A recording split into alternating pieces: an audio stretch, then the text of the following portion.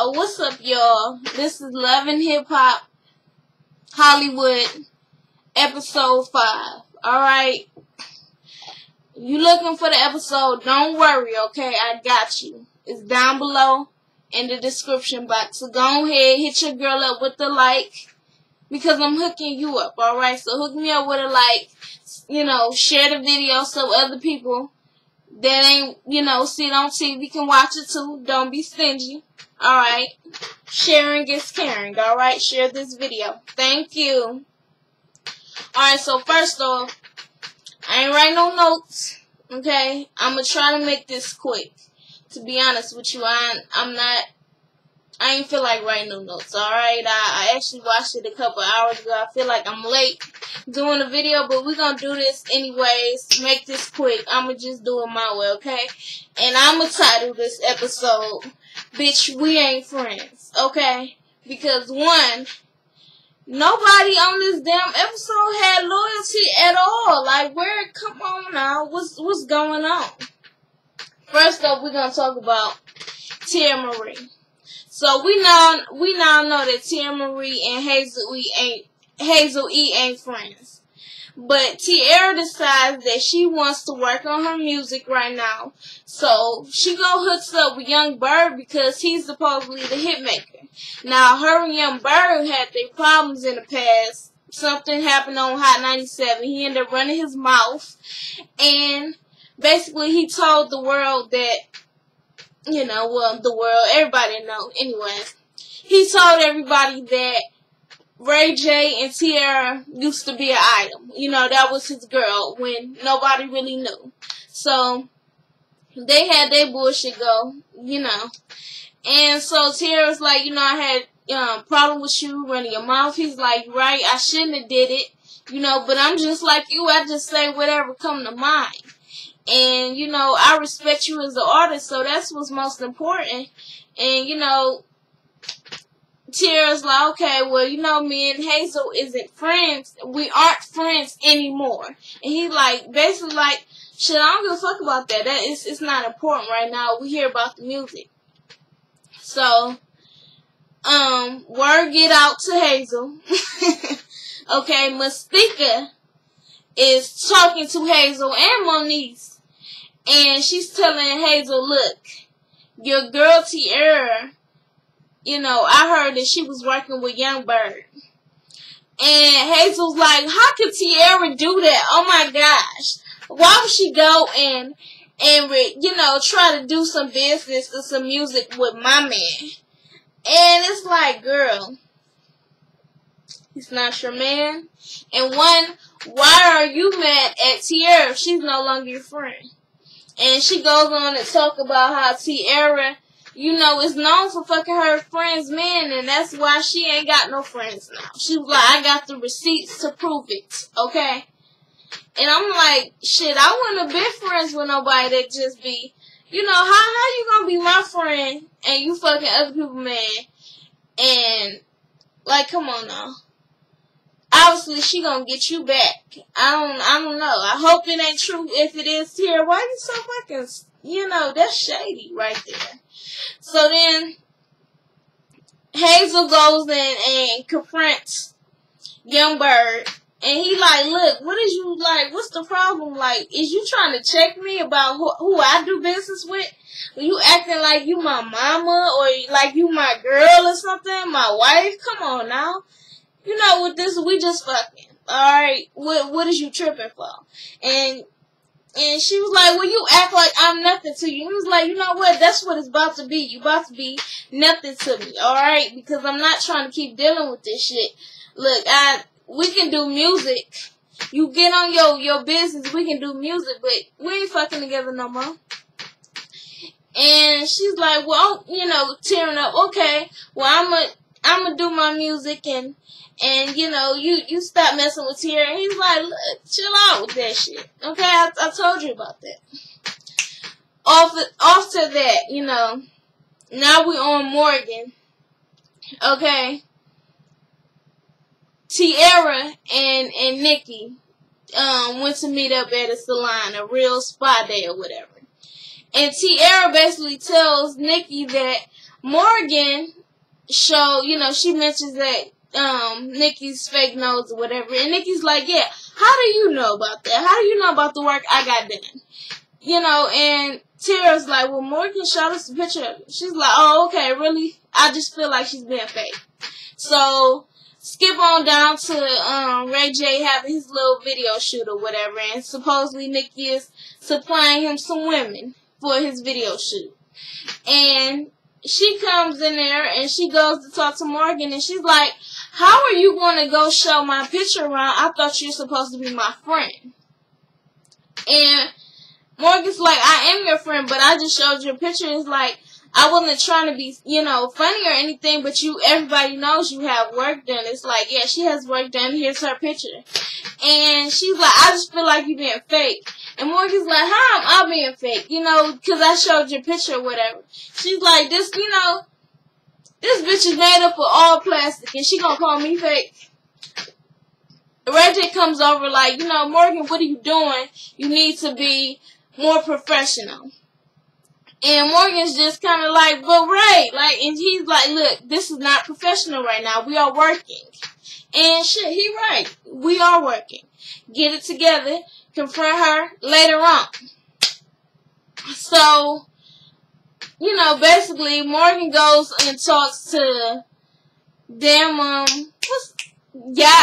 her name? Yazzie or whatever, the radio host, the radio host.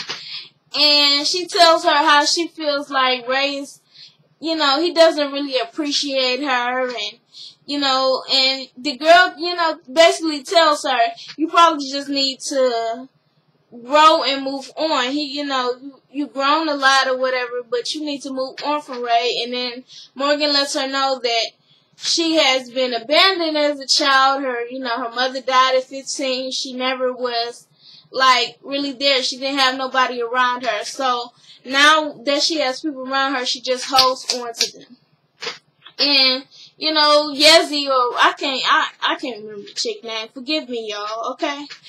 And she's like, well, I just think you need to grow on from that. So Morgan is working on something with her and Ray J or whatever, and she tells Ray J, I really don't feel appreciated. And he's like, what are you talking about, feel appreciated? Yeah, you family to me and all, but don't, if I'm texting you and I'm calling you, you answer, and you answer my calls and you answer my texts, okay?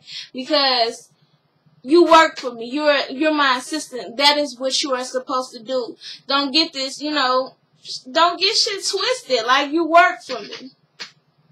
And Morgan's like, well, it's okay. You don't understand. I get it. You just don't understand. He's like, look, don't start crying and all. I appreciate you, but let's keep this business. And well, now we know that Morgan no longer works for Ray, honey, okay? And then she even said, she worked for Ray for 10 years and stuff, I guess, about her mother dying and being alone or whatever. Ray doesn't know that about it. It's like, well, damn, how you be around somebody 10 years and you're supposed to be close with them, but they don't really know you like that? Anyways, moving on. So we go on to Mystica and Nikki and Molly Mal. Nikki and Molly Mal is out. He's doing all this bullshit. Open this.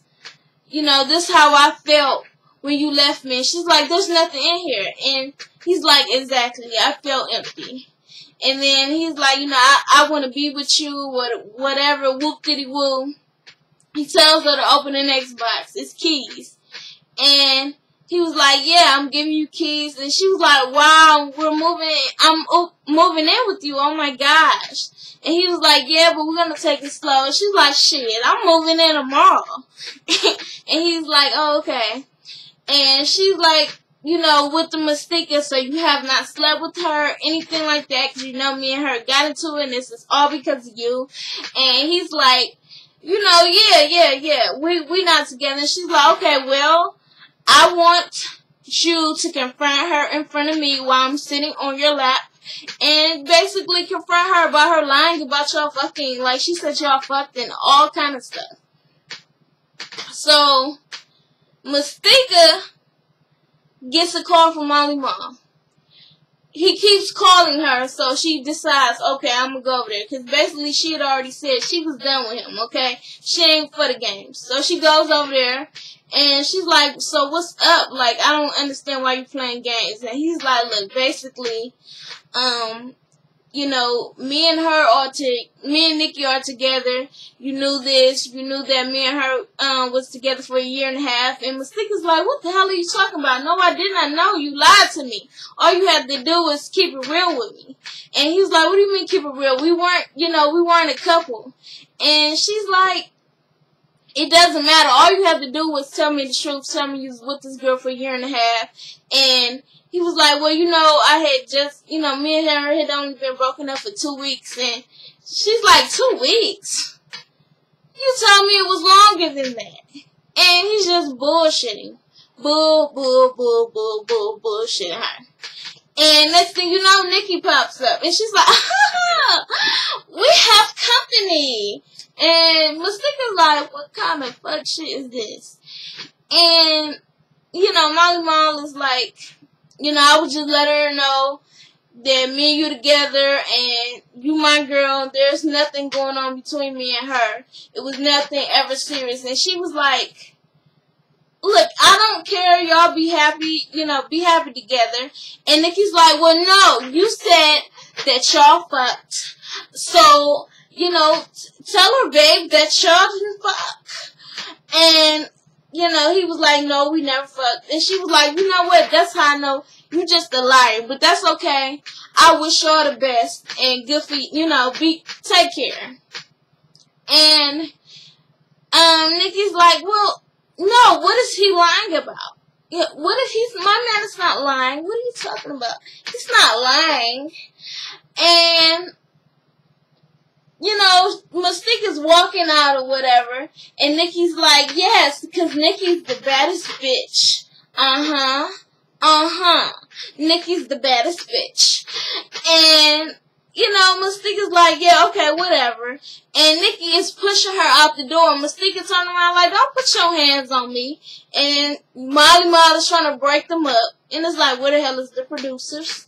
But I feel like Nikki needed her ass whooped. Come on, why aren't you putting your hands on this chick? She already said, you already look stupid right now. He got you looking so stupid right now, okay?